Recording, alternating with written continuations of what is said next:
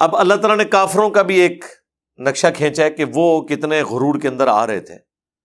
مسلمانوں کا ایٹیچیوڈ اس طرح کا نہیں ہونا چاہیے جو کافروں کا آگے بیان ہو رہا ہے. لیکن پھر بھی تقدیر غالب آئی.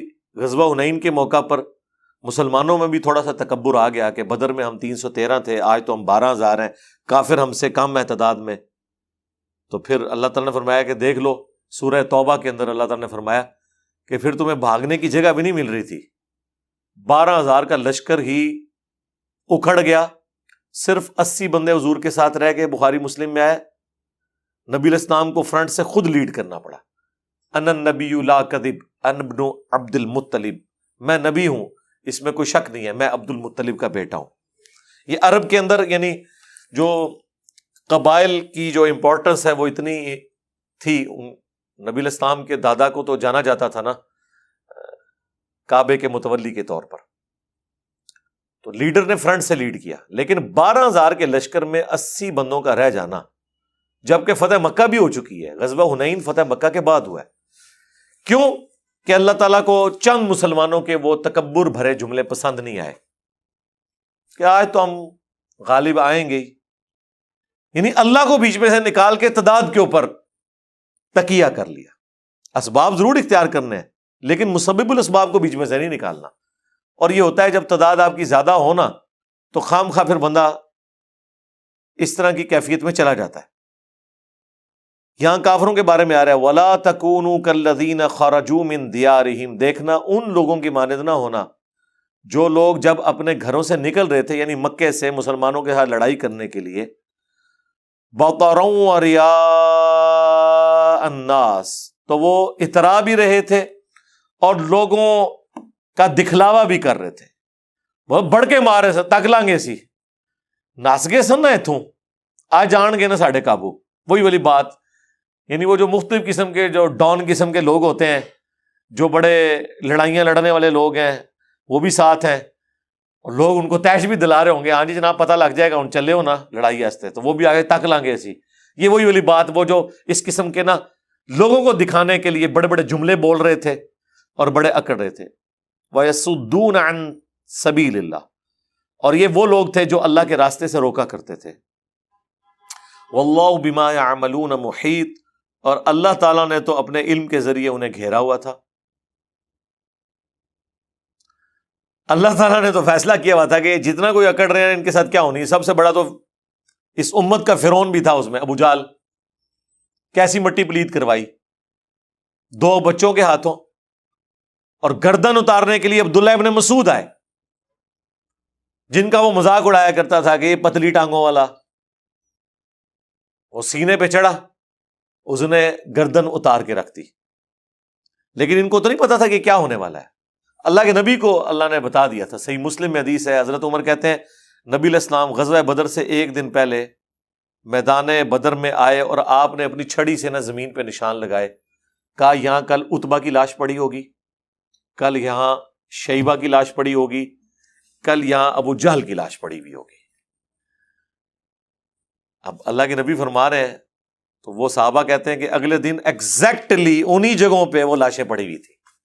وہ آنے والا منظر نبی علیہ السلام کو اللہ تعالیٰ نے دکھا دیا، اور حضور نے یہ باتیں اس لیے کی تاکہ مسلمانوں کا مورائل بھی بلند ہو، اور مسلمانوں کو بھی پتا تھا کہ اگر اللہ کے نبی کی زبان مبارک سے یہ بات نکلی ہے تو یہ ایسے ہی ہوگا.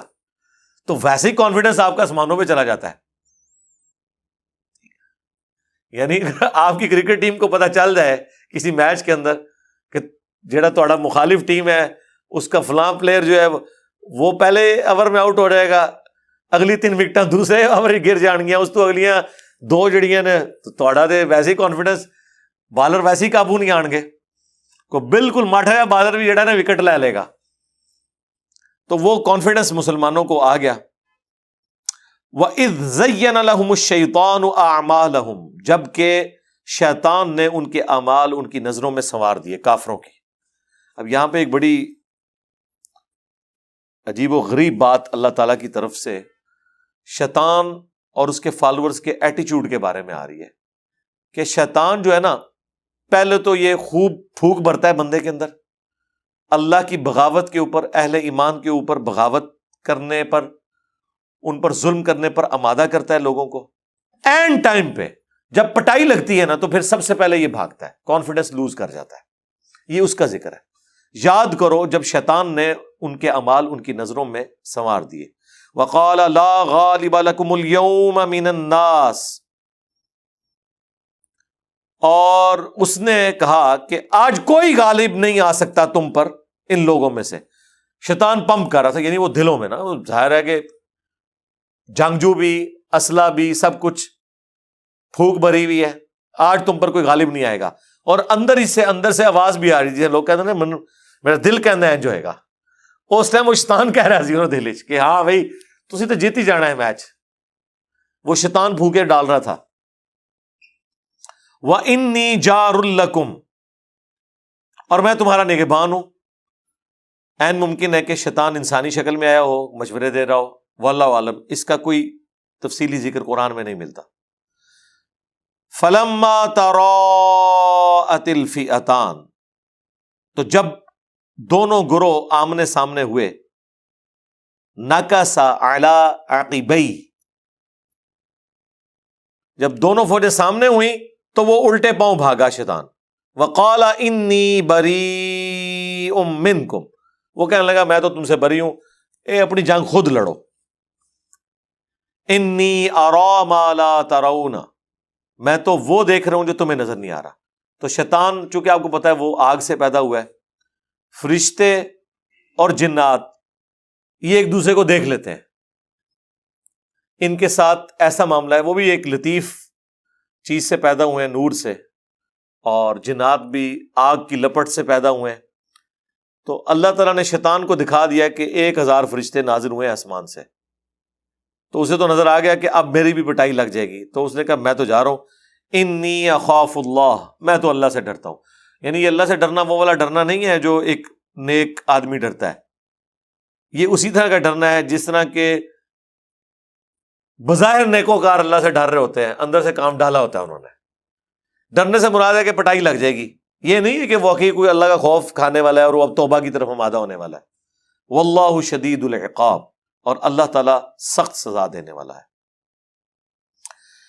اذ یقول المنافقون، اور یاد کرو جب کہ منافقین نے کہا، والذین فی قلوبہم مرض، اور ان لوگوں نے بھی جن کے دلوں میں مرض تھا، غر ہؤلاء دینہم، انہیں ان کے دین نے بڑا مغرور بنا دیا ہے.